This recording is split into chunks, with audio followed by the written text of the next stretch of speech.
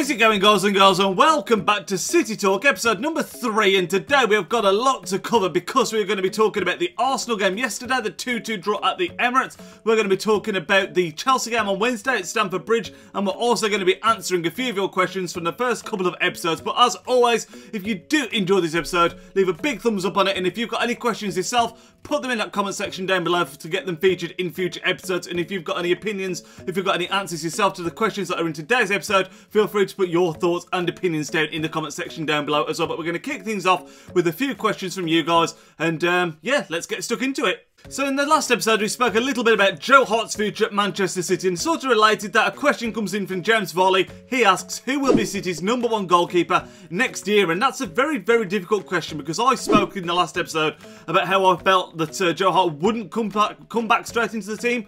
I think Pep Guardiola's made a statement with him. I don't think he's ever going to play for City again. Unfortunately, I think you're probably going to see him move away permanently when he comes back at the end of the season. But who our next #1's going to be is very difficult to say because, of course, Bravo hasn't done well at all. Caballero's coming, and to be fair to the bloke, he has done a decent job. He's only there as a backup keeper. He's become the new #1 essentially right now, and I think he's doing a stellar job right now. I don't think he's been at fault for too many of the goals at all. I think he's made some decent saves when he's been called upon, and his distribution hasn't been bad either. However, I don't think he's going to be our #1 next season. It honestly wouldn't surprise me if we saw Pep Guardiola go out for another goalkeeper rather than using Caballero or retrying Bravo or giving Joe Hart another chance. Maybe, just maybe, he'll give Joe Hart a slim chance in pre-season, see if he can improve his distribution, which is what the problem was last season.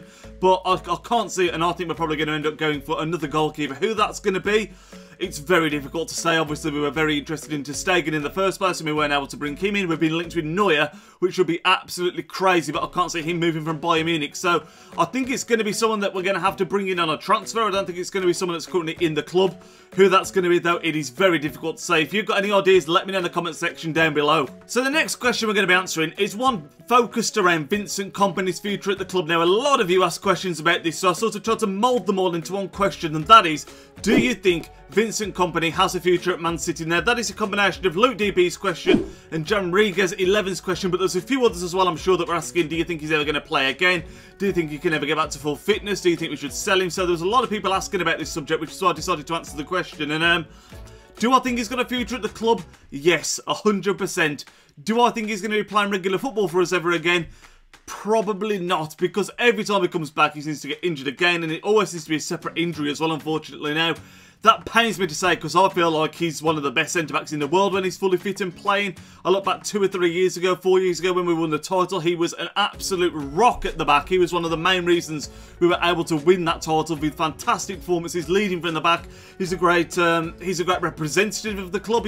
He lives and breathes Man City. He really does, in my opinion. He really is a fantastic representative for the club and everything that we stand for. However, he doesn't play anymore, and I don't think you're going to see him play much again. You might see him play bit part roles in the future, but I am kind of glad that right now we're not rushing him back because you've seen him being on the bench a lot lately. He's still in the sort of squad, but he's just not playing. So whether that means that next season maybe he's going to be up to full fitness again and playing, we'll have to wait and see. I personally doubt it because so many times he's come back and it's just been setback after setback, which, like I say, it's horrible to see because the man is an absolute icon, legend of the club as far as I'm concerned.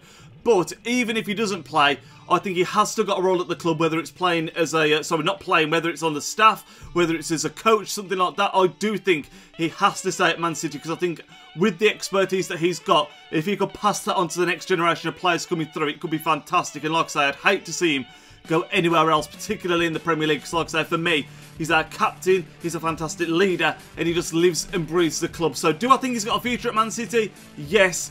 Do I think we're ever going to see him play for City regularly again? Probably not, no. The next question is coming in from Brandon Hotchkiss, and he is asking, who is Man City's most promising youngster other than Gabriel Jesus? Obviously, Jesus has got a lot of hype around him, coming to the team, being fantastic, and then got injured, unfortunately. And for me, that is a no-brainer. It's got to be Leroy Sané. Scored in the Arsenal game yesterday. He has got all the attributes to become a world-class player, in my opinion. Hopefully, we can see him fulfill that potential at Man City. But you look at him as a player, he's got incredible pace, he's confident on the ball, he's got the physicality, he's got the height, he's got absolutely everything required to be a world-class player. And I honestly think if he keeps on going like he is, he can only get better and better and better. And I think he's as promising, if not maybe a little bit more than Jesus. I really rate Sane that highly. This season he started off a little bit slow where he was working his way into the team, but lately, the last 2 or 3 months, he's been probably one of the first names on the team sheet, and he's just got that confidence in a winger that we have missed for a long, long time. You could say we haven't had it since the days of Sean Rock Phillips. I can't recall us having many great wingers over the last few years. The likes of Navas hasn't been fantastic. Sterling has been good, but he's been finding his feet. He's been a lot better this season. I just can't name many fantastic wingers that we had when Sane, I think, fits the bill, and hopefully, like I say, we can see him stick around at City and fulfil his full potential. This next question is another one that came in from so many people, worded slightly differently, and that is, what does Pep Guardiola need to do with this Man City team to make them champions? Now, loads of people are asking what players we should bring in. Loads of people are saying, what does he need to do to the team? What does he need to change? And it's a massive, massive subject. Obviously, winning the Premier League is no mean feat. It's not easy. And you need to have a great squad. That is something that I do think we have got. However, for a team that's spent the money that we have, I do think there's certain areas where we're lacking. Now, goalkeeper we were talking about just is one of them. We do need to bring in a better goalkeeper. You look at Chelsea, who are looking likely to win the league right now. They've got Courtois, solid keeper. You look at other teams around us, the likes of De Gea at United, the likes of Petr Cech at Arsenal. All of those goalkeepers would walk into our team comfortably right now, and that is somewhere that we do need to improve. Secondly, defence. Our defence has not been good enough this year. We have gone through a lot of centre-backs over the last 2 years, and that is somewhere that I still feel that we are lacking.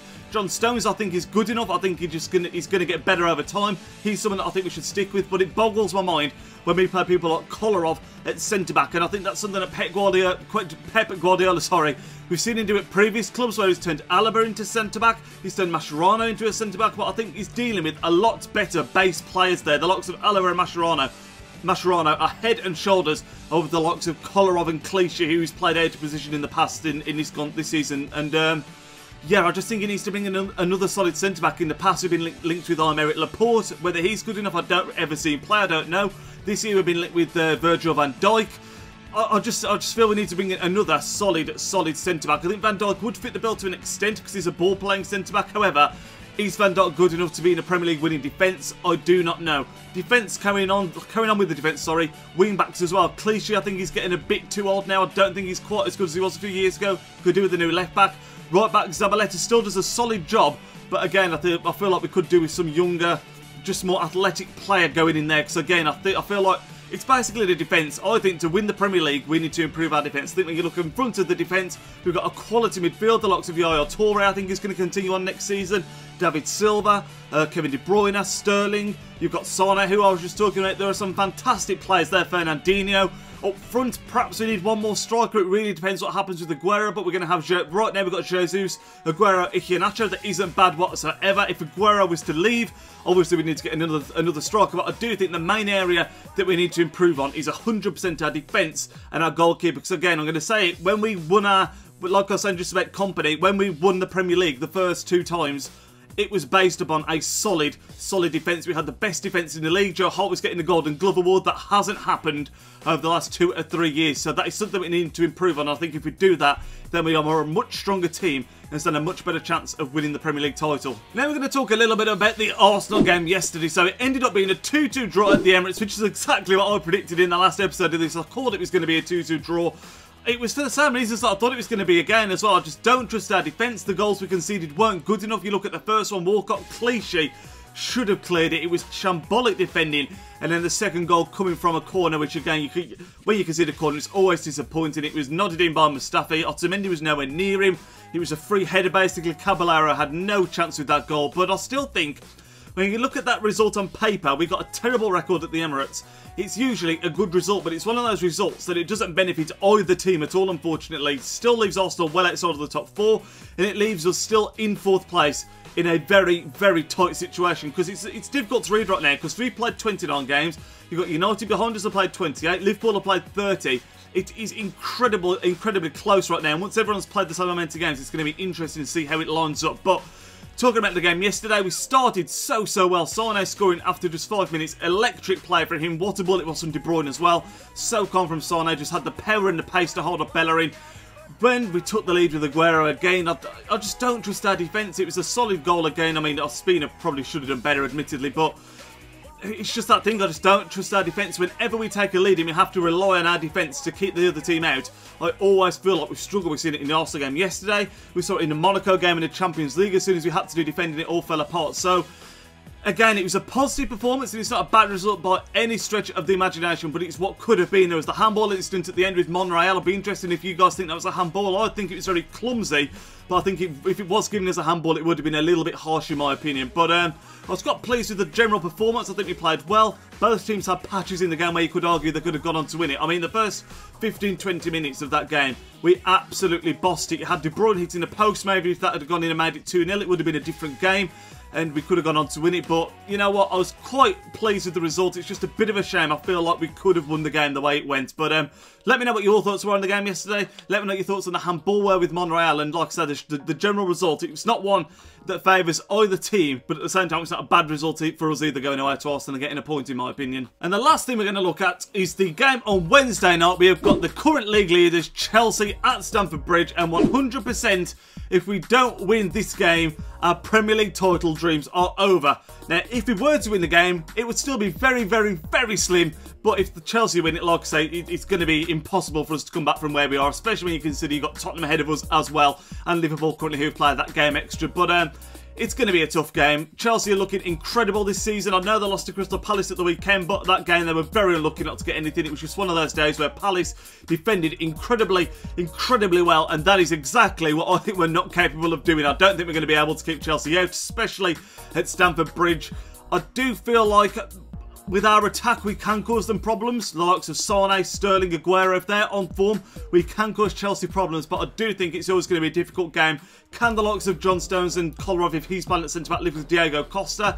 I don't think so. Can Clichy live with Hazard? I don't think so. So, I mean, Kante is going to be a massive player for them again, you'd imagine. I feel like Chelsea are stronger than Man City right now in every single position, apart from maybe, I mean, I was going to say at the top end, but you can't even say that. I think Chelsea are probably stronger than us at the top end right now, because you've got Hazard playing out of his skin, Diego Costa's having a great season, so I think it's going to be a big, big struggle. I think if we can get a point, it'd be a good result, but I think we're going to struggle to even do that just because of how poor our defence is, and I think we're going to come under a lot of pressure in that game. But hopefully the lads prove me wrong.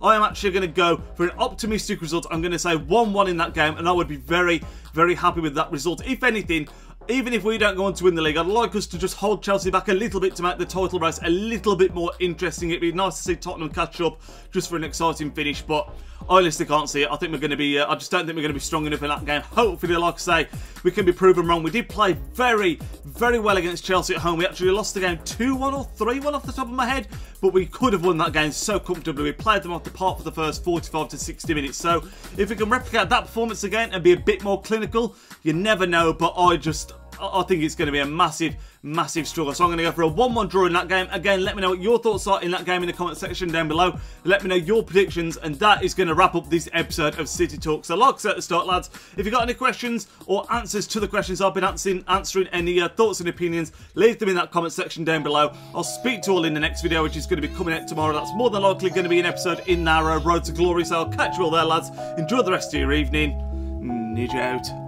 Yo, he's Nidge, plays with big games and player reviews are getting insane. He entertains while he elevates, his video quality resonates. On career mode, he got lots of vids uploading off and he's rocking it. He's got the confidence in all his commentaries. Videos range, they often vary. Got need for speed and a road to glory. Just watching vids and you know the story. The content is underrated, I'm understating, so don't ignore the like and